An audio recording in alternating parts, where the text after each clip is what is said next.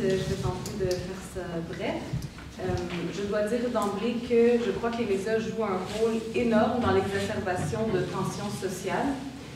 Mais je ne vais toutefois pas m'attarder sur les questions de mauvaise couverture des événements ou sur le portrait caricatural qui est dressé des musulmans et des musulmanes, parce que c'est des choses qui sont assez acquises, puis on n'a plus besoin de les prouver.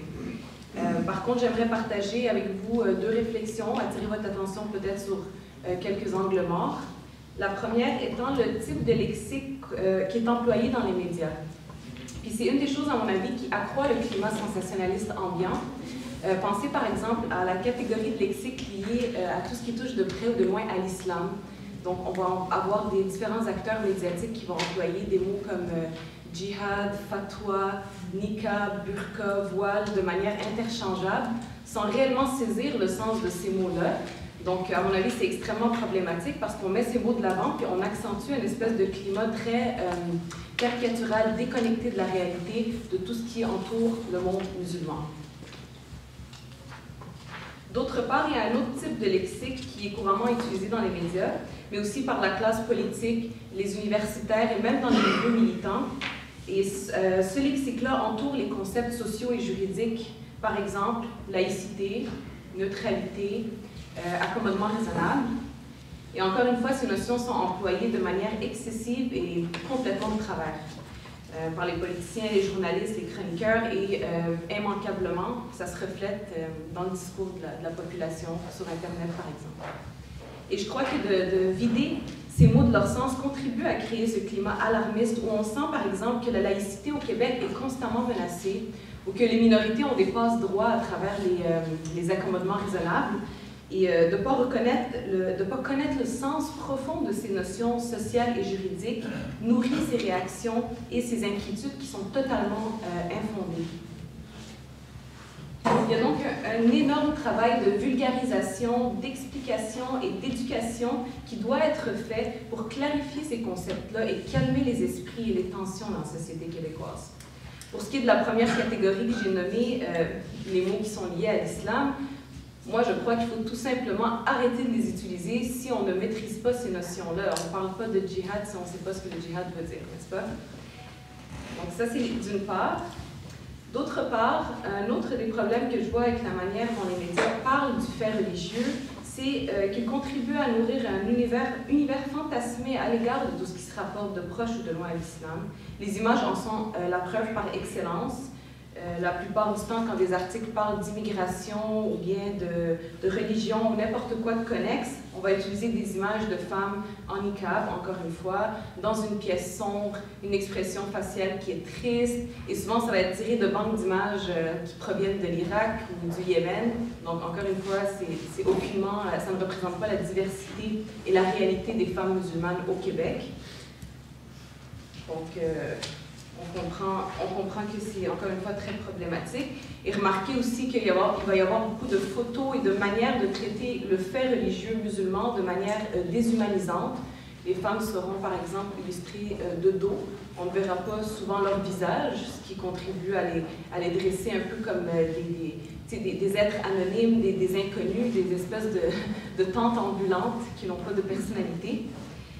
Ou bien on va monter des cas banals en épingle. Rappelez-vous, il y a quelques semaines, il y avait une jeune étudiante au cégep de Maisonneuve qui avait refusé de montrer ses oreilles à son enseignant, qui la soupçonnait de tricher.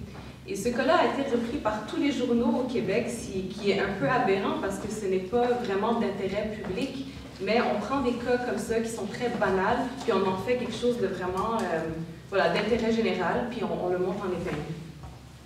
Donc, comme je l'ai mentionné, il y a un problème dans la façon que les médias couvrent les sujets qui se rapportent à l'islam.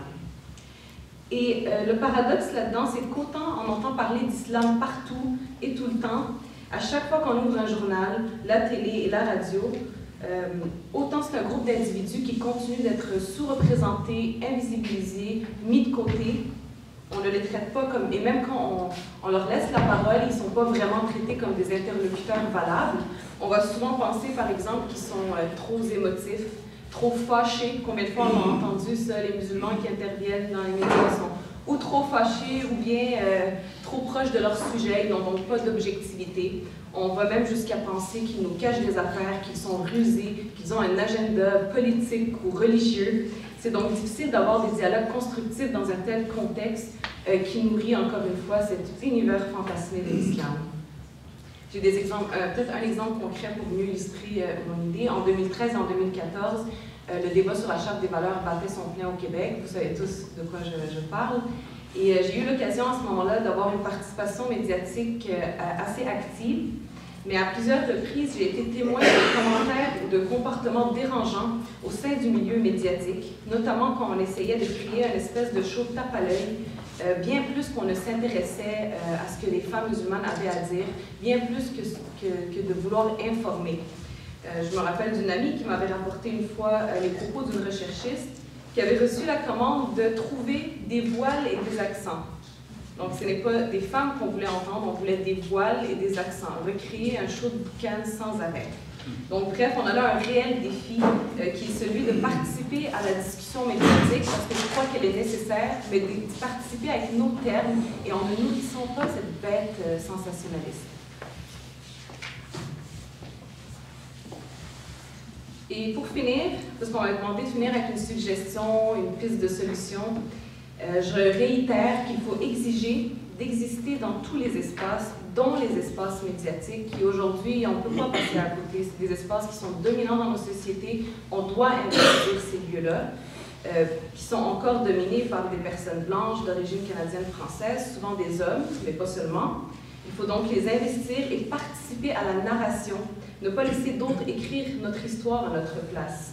Et une autre manière de participer à cette narration, à mon avis, à l'écriture de l'histoire du Québec, c'est de le faire avec l'écriture. C'est créer davantage de contenu écrit qui reste, qui est préservé, qui est accessible. Et ce qui est bien avec le médium écrit, c'est qu'il permet une réflexion approfondie, une distance avec le sujet, une finesse dans l'expression, qui la plupart du temps est très difficile à véhiculer dans les médias comme la télé ou la radio, où on est dans l'instantané, dans la concision, puis ça ne rend pas justice à la profondeur de notre réflexion. Ça ne nous permet pas d'apporter des nuances parce qu'on doit être très bref et très... bon, après ça, il y a le montage et tout ça. Donc, l'expression écrite permet vraiment d'avoir des réflexions qui sont beaucoup plus riches. D'autres vont créer eux-mêmes du contenu médiatique via différentes plateformes. Donc, au lieu d'attendre qu'on nous laisse une place, cette place peut être créée. Mais là, le défi, c'est que ça nécessite davantage de coûts et de réseaux.